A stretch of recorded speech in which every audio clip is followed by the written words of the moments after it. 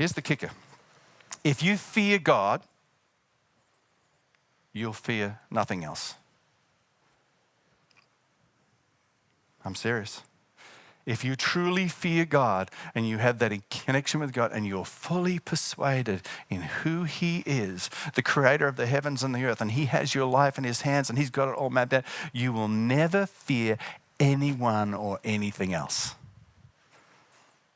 But welcome to my world. If you fear man, which is where I was, you fear everything else. Because I don't know if you noticed, but it says if you fear man, that's one. There's a lot of these mankind people out there, both male and female. And some of the ladies are scary too, But if you fear everything else. Why? Because you're terrified of everybody. You're terrified of everybody and everything, and it's at the basis, at the core of it. So here you go. Here's the lessons for us out of this.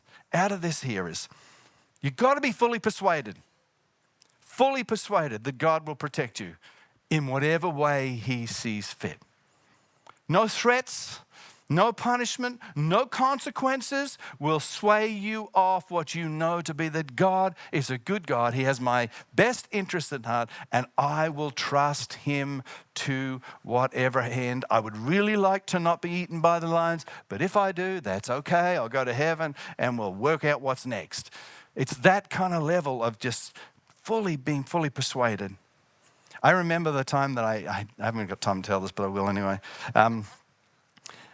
Not long after I was married, I've always struggled with sickness. I don't know why, and if you happen to be listening, Lord, I don't know why, but I still have to struggle, and so I have to use some wisdom things, and I also have to have the faith thing happening on.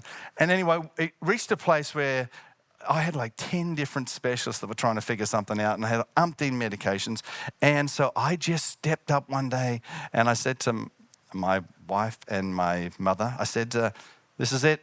No more doctors, no more pills. God heals me or I die. Now, I thought they would revere me as a spiritual giant in that moment.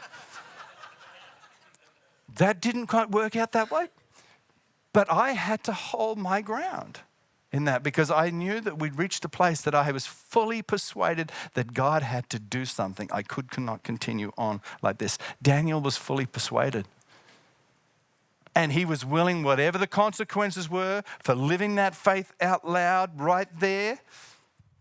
If that meant getting eaten by lions, well, that's cool. I'm getting eaten by lions for Jesus. I'm not getting eaten by lions because I've compromised. So fully persuaded. And then you got to fix your eyes. Fix your eyes on who you're walking with, not on what you're walking through. Fix your eyes not on who you're walking with, not what you're walking through.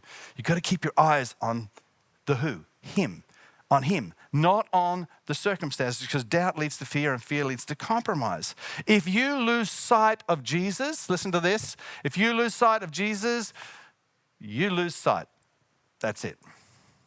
You lose sight of Jesus and you're in the dark in every area. So you've got to work hard to keep this.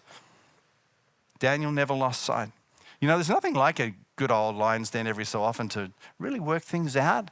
When Anne and I got caught in the earthquake in Christchurch, and there was a lot of people died in that, and it was like 65 different aftershocks. You know what? I couldn't find an atheist anywhere. Everybody suddenly became really excited about knowing God. Pastor Wayne tells a story that he was flying into Nashville, and he said it was in a storm and a lightning bolt hit the plane. Sparks flew everywhere. He said everything went silent. And he said, it was amazing. Everybody became a Christian. And he said, I didn't even have to do an altar call. They just suddenly started praying. It was amazing. See, don't fear the lions then, because it's not until you know that Jesus is all you need. So when you don't know that Jesus is all you need, until Jesus is all you got.